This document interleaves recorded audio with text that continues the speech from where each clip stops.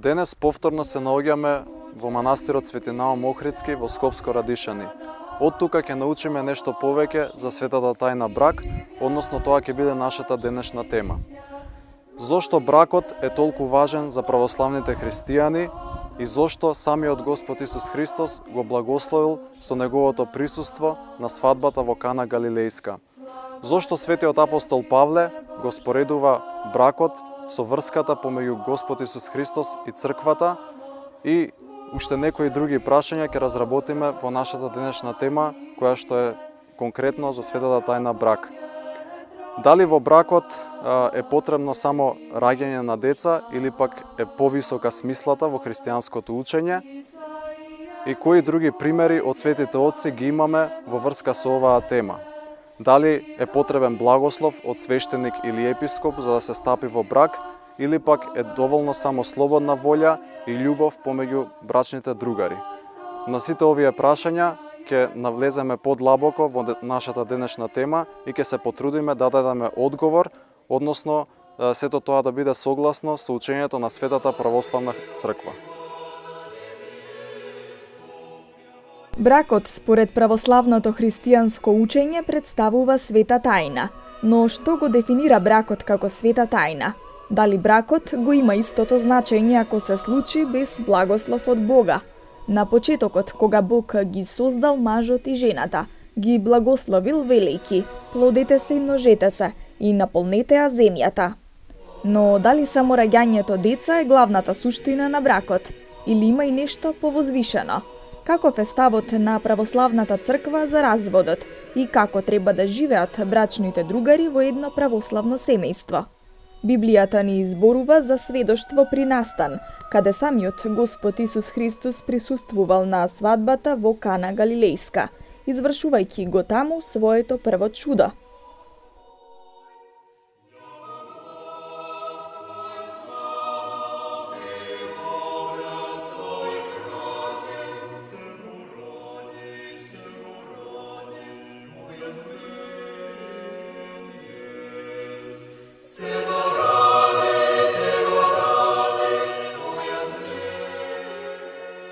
Зборувајќи за светата тајна брак, на самиот почеток би сакал да кажам нешто повеќе во однос на самиот термин света тајна. Зошто црквата го изедначува бракот со другите свети тајни и што всушност представува тоа? Света тајна е свештено дејство кое се извршува врз православните верници и тоа е всушност средба на Бога со човекот или пак момент кога човекот е благословен од Бог. Во тоа свештено дејство човекот всушност се соединува на некој начин со Бога и добива благослов или пак благодат од Светиот Дух.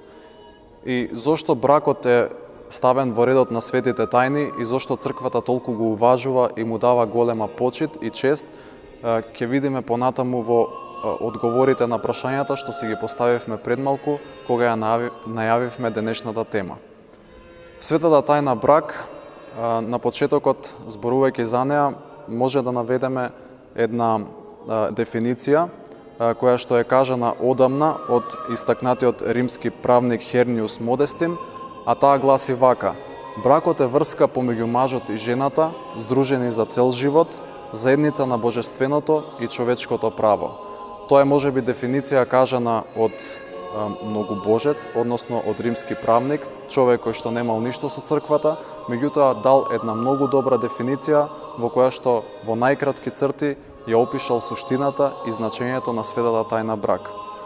За бракот може да се каже дека е благословен уште во рајот, кога Господ ги создал мажот и жената, односно на почетокот го создал светот, но во шестиот ден го создава човекот и тогаш го создава прво мажот, а потоа жената и им заповедал: плодете се и множете се и наполнете ја земјата со вашиот род. И не само тоа, туку има уште еден цитат од првата книга Мојсеева, односно од првата книга на Библијата воопшто, или книгата Битие, каде што се вели: ќе остави човек татко и мајка, ќе се прилепи до жената и тие ќе бидат едно тело. А тоа е навистина така, затоа што луѓето кога се мажот или женат, тие стануваат, мажот и жената, едно тело. И затоа се вели дека уште во самиот трај, уште во самиот почеток на светот, Господ ги благословил луѓето да се размножуваат и ја благословил таа заедница наречена брак. Ние може тука да споменеме и уште еден факт кој што е многу значаен за оваа света тајна, а тоа е дека бракот е дозволен само помеѓу лица од различен пол. И тоа е многу логично во самото учење на црквата, затоа што и во Библијата гледаме дека Господ создал маж и жена затоа што си биле потребни еден на друг, односно ја создал жената да му биде другар и сопатник на мажот низ целиот негов живот. И токму поради тоа логички е заклучокот дека бракот е дозволен само помеѓу маж и жена, односно лица од различен пол. Господ Исус Христос првото чудо го направил токму на свадба. Тоа бил еден случај или настан кој што е опишан во Светото Евангелие. И таму се вели дека тој заедно со својата мајка Пресвета Богородица присуствувал на свадба во Кана Галилејска, така се викало местото. И таму сите веројатно сте слушнали и знаете за чинот кога Господ Исус Христос водата ја претворил во вино. При крајот на свадбата на домаќинот му снемувало вино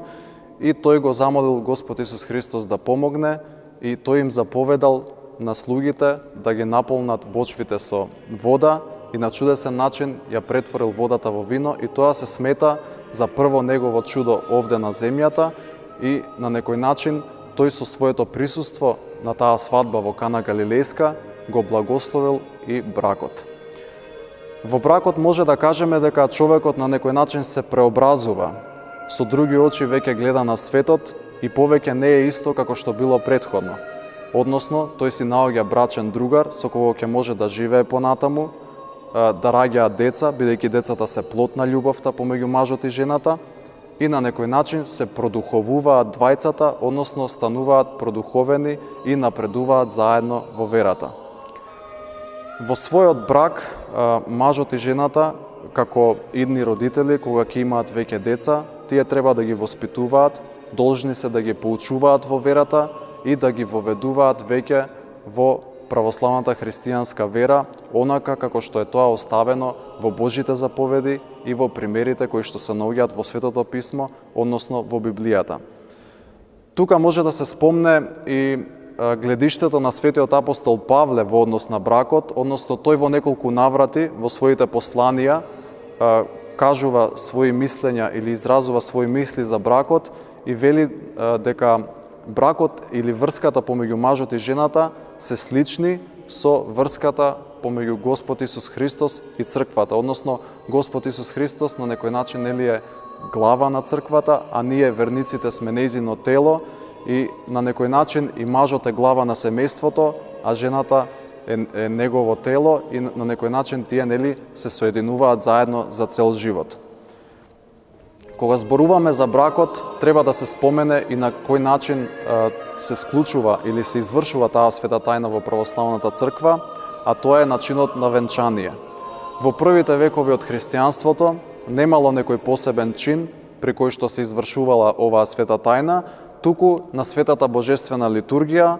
младите добивале благослов од епископот или од свештеникот и се причестувале со светите Христови тајни.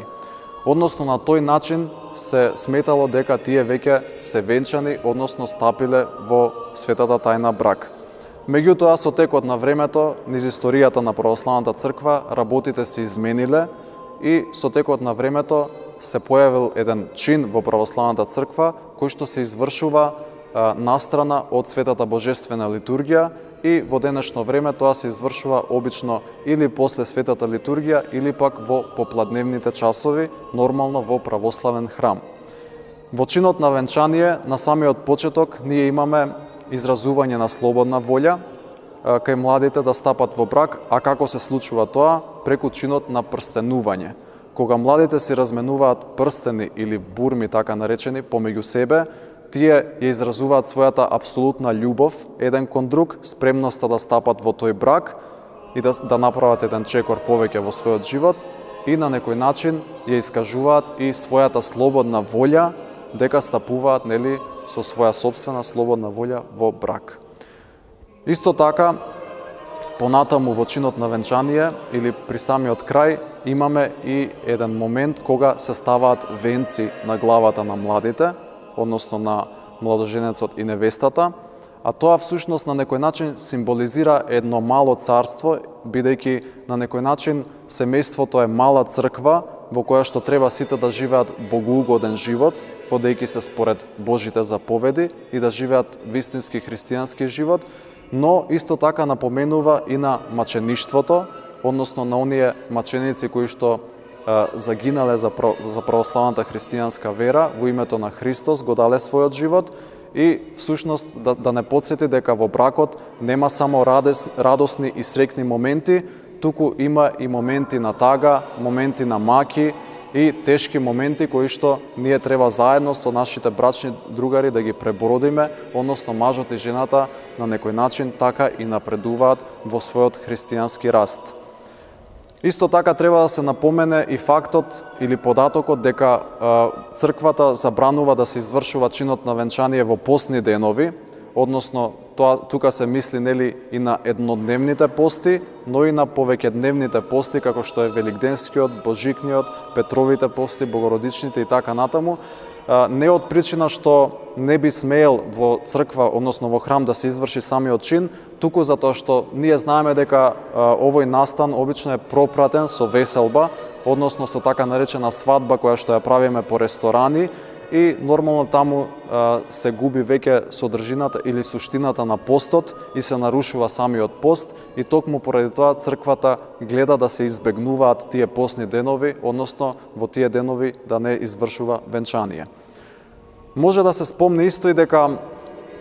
за бракот е многу важен и потребен благословот, односно многу е важно младите да појдат во црква и таму да го извршат чинот на венчавање, односно да добијат благослов од свештеникот или епископот, затоа што без благослов што и да правиме во нашиот живот, секоја наша постапка и секој наш чекор би бил залуден ако тука не присуствува Бог, односно ако немаме поддршка или пак благослов од Бога. И затоа се вели дека бракот без благослов е како зграда без темели. Имаме еден цитат од Светото писмо кој што е тука е соодветно да го споменеме во овој момент, а тој вели: ако Господ не ја иззида куќата, залудно ќе се трудат градителите. Односно, јасно ни е што сака да се каже со ова во Светото писмо, односно, доколку немаме благослов од Бога, што и да правиме, ние нема да успееме и нема да истраеме докрај во нашата цел. Исто така може да се спомне и тоа дека црквата негативно гледа и на разводот, односно, она што Бог го споил, човек не треба да го разделува и кога веќе сме добиле благослов од Бога за да стапиме во брак, не би требало да направиме ништо со што би ја нарушиле светоста на оваа света тајна. Односно, да ги сакаме своите сопруги или пак сопругите своите мажи, да бидат верни еден на друг, да ги воспитуваат добро своите деца и да не застрануваат во нивните животи, да не прават измами или пак прељуба, изневерување на брачниот другар и ред други работи кои што нели би ја нарушиле светоста на светата тајна брак. И токму поради тоа се вели дека бракот најубаво е да биде еден за цел живот, доколку е тоа возможно, и затоа се вели дека црквата гледа негативно на самиот развод. Но факт е дека во Светата православна црква се допушта и втор или пак трет брак заради причината што не би сакала нели да ги изгуби верниците кои што би се одлучиле на таков чекор во животот или пак ако некому му почине брачниот другар и други ситуации во кои што би се нашол човек за време на својот живот и токму поради тоа прави некои отстапки Светата православна црква и допушта стапување во втор или пак во трет брак. Но мораме да нагласиме дека ставот на црквата, но и на многу свети отци е дека е најубаво да биде еден брак за цел живот, односно еден брачен другар. Исто така, може да се спомне дека и среќата во бракот и сите благодети кои што ние ги уживаме и среќни моменти и радоста и децата, се што добиваме во светата тајна брак или пак во нашите семејства, исто така зависи од Бога и од благословот Божи, затоа што ако се придржуваме до неговите заповеди и ако бидеме поблиски до него и нашиот живот ќе биде поубав нормално и ќе имаме хармонија во семејството и ќе ги запазиме сите морални вредности кои што ни се оставени од нашите предци, а пред се од светите отци, од апостолите и од Господ Исус Христос. За добрата жена се вели дека таа е како ангел во куќата, затоа што таа на некој начин е темел или основа на домот, таа ги воспитува децата, му помага на мажот во целиот свој живот и знаеме нели каква е улогата на домакинката или пак на добрата домакинка во куќата и токму поради тоа имаме една таква мисла од светите отци кои што велат дека добрата жена е ангел во куќата или пак во домот. Исто така светиот апостол Павле им препорачувал во своите посланија кои што ги пишувал до одредени црковни општини на жените, ги советувал нели како да се водат за време на својот живот или пак во бракот, каков да биде нивниот однос кон сопрузите, односно кон мажите, и тој вели жените секогаш да се облекуваат пристојно, со честност да се украсуваат, не со злато или со бисери, туку со добри дела. Односно тој тука нагласува како треба жената да се раководи низ својот живот, како да ги воспитува децата, што да ја краси жената, односно добрите дела, верата, пристојноста, а не некои други накити и украси кои што за жал се почесто во денешно време не интересираат повеќе отколку моралните вредности кои што треба навистина да ги запазуваме во текот на својот живот. Затоа најубаво е да ја слушаме црквата за оние поуки кои што ни ги дава, да ги читаме светите отци, да ги читаме примерите кои што ги имаме во Библијата од Господ Исус Христос и од сите други отци кои што пишувале во врска со овие теми, да се придржуваме до моралните вредности и на тој начин ќе имаме здрави и добри семејства, но и здраво и убаво општество, поубаво за живење за секој од нас.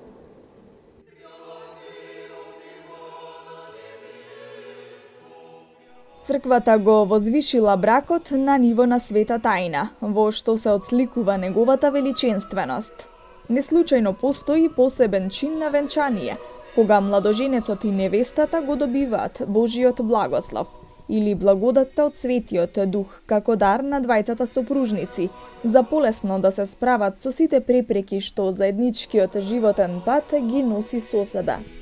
Во заедницата наречена брак, мажот и жената ја искажуваат неизмерната љубов еден кон друг. Добиваат деца кои се плод на таа љубов. Напредуваат заедно во духовниот живот, се соединуваат во едно тело и живеејќи христијански се приближуваат се поблиску кон Бога. Но во бракот има и тешки моменти, во кои треба да се пројави вистинската љубов и пожртвуваноста, на која се заветиле младите во Божиот храм. Затоа и положувањето на венците при чинот на венчание ни споменува на таа жртва и мачеништво, па црквата го поврзува тоа со споменот на светите 40 севастиски маченици, кај народот познати како младенци.